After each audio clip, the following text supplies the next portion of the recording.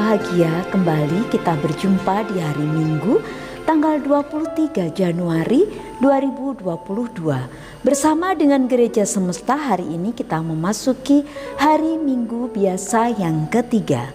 Dan melalui Injil Lukas yang kita renungkan hari ini, kita mengetahui bagaimana para murid menjadi saksi-saksi Kristus.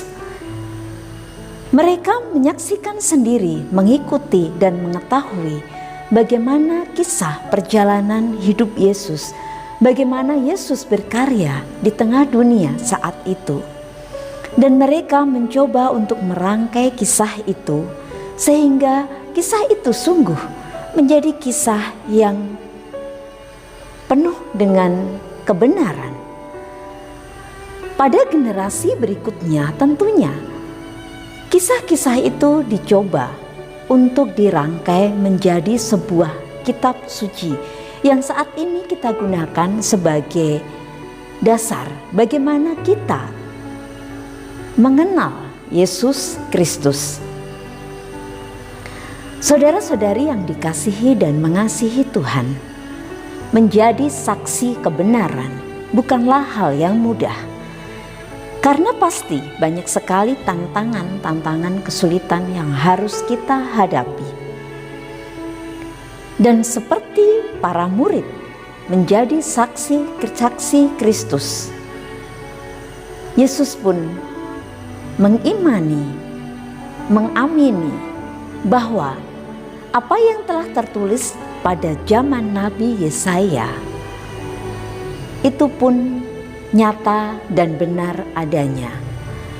Kebenaran nas dari kisah Nabi Yesaya itu dipenuhi oleh dia sendiri sebagai orang yang diurapi oleh Allah. Kita juga dipanggil untuk menjadi saksi-saksi Kristus. Menjadi pertanyaan bagi kita, apakah kita sungguh menyadari bahwa kita mengalami keselamatan yang datang dari Kristus? Apakah kita mengamini bahwa setiap peristiwa hidup kita tidak lepas dari campur tangan Allah yang menyelamatkan kita? Jika kita sungguh menyadari bahwa itu semua hanya ada karena Allah, bahwa kita dengan segala kerapuhan kita telah diselamatkan, bahwa kita bukanlah siapa-siapa tanpa Yesus, bukanlah pribadi yang istimewa tanpa Allah sendiri yang memanggil dan memilih kita.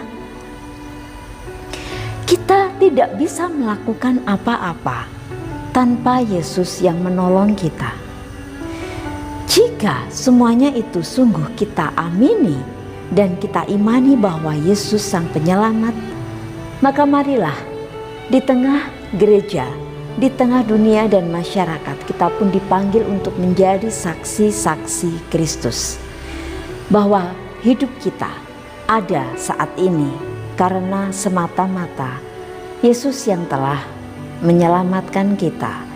Yesus yang telah berperan dan ambil bagian dalam hidup kita. Dalam panggilan kita masing-masing, di tengah keluarga, sebagai orang tua, sebagai anak, di tengah masyarakat, mungkin kita dipilih sebagai pengurus lingkungan. Di tengah gereja, mungkin kita dipanggil untuk menjadi pelayannya, menjadi prodiakon, ketua lingkungan, atau menjadi siapapun kita, jabatan apapun yang kita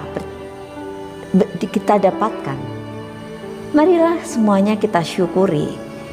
Kita amini bahwa itu adalah rencana dan kehendak Allah dalam hidup kita.